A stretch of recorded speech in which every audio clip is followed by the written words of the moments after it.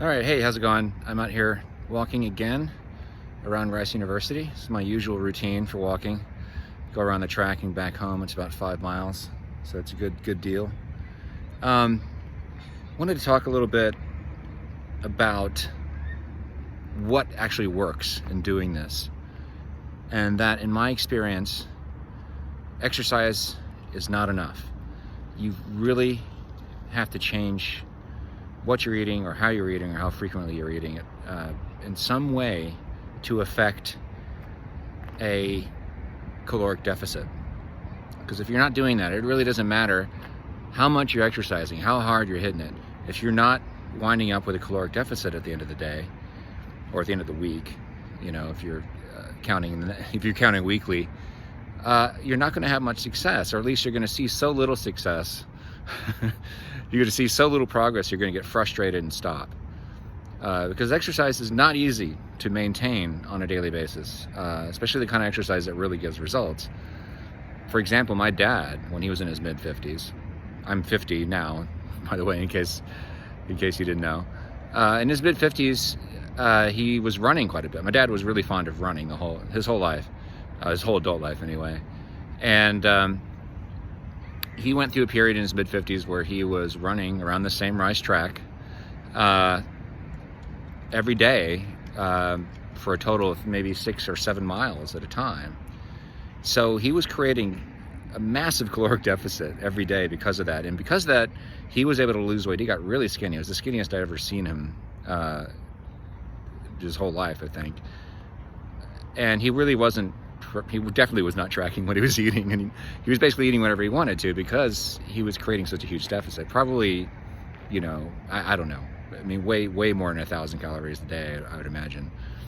But the problem with that is, what happens when you get injured, or you just get sick of doing it, and you fall back and you're still eating the same amount of food, maybe even more than you were before, because now your appetite's maybe a little higher than it was before because of the exercise. Then you're going to put the weight back on and then some. I've been through this myself. I didn't go through a period of running 7 miles a day, but still, especially when I was younger, I would see success from making small tweaks in my routine, and that's the problem. I'm not saying you shouldn't exercise. Obviously, I try to get as much exercise as possible, but there's a lot of benefits to exercising, a lot of essential reasons to exercise on a daily basis, which will give you a certain set of guaranteed results. Your mental health benefits, cardiovascular benefits, energy level benefits. You're at lower risk for all kinds of different diseases and ailments. But weight loss is not one of those guaranteed benefits. It just isn't. Unless you're doing what my dad was doing, and you do it every day the rest of your life, or if you're a professional competitive athlete or something like that, or you're training really hard every day as part of your job. That's different. But if you don't live that kind of life, even if you do live that kind of life, sooner or later you're going to hit a wall. And that's why it's important to change your habits. You got to change the way you think about food. You got to change the way you eat. And that is what I've been doing, training myself to do with the help of the Lose It app. A lot of different apps you can use to do this. You don't even have to use an app. You could calculate the calories yourself manually. This is an age-old practice and going on. People have been doing this for decades. So that's not the only way to do it. That's why they have all these crazy fad diets. They all aim to do the same thing, which is reduce your caloric intake throughout the day.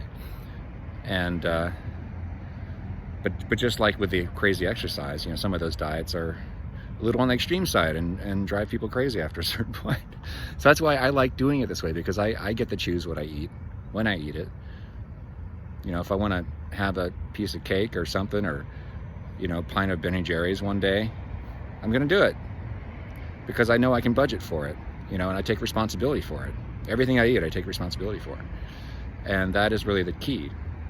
So it's to stay mindful and to hold yourself accountable every day. So, and frankly, I know a lot of that scares a lot of people because they don't want to hear that. But for me, it has actually been surprisingly easy to maintain. Not going to say it's never challenging, because it is. But as long as you stay for me anyway, as long as I've stayed mindful, as long as I've kept up with logging my meals and lose it every day, which sounds like a chore, but it really is not that big of a deal. So far, my progress has continued. I've not really hit a wall yet. I'm essentially 25 pounds into my routine. I'm halfway through my trek to 177 pounds. Which, by the way, I think I'm going to change the name of this channel to Losing 50 at 50, because I think when this is all said and done, that's what it's going to wind up being. Might even be more than that. I don't know. We'll have to see. But anyway, I think I've rambled on long enough at this point.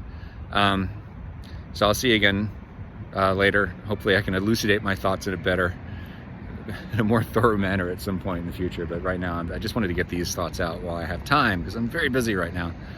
Anyway, happy Thanksgiving, everybody, and happy holidays, happy Christmas. I'll see you soon. Bye.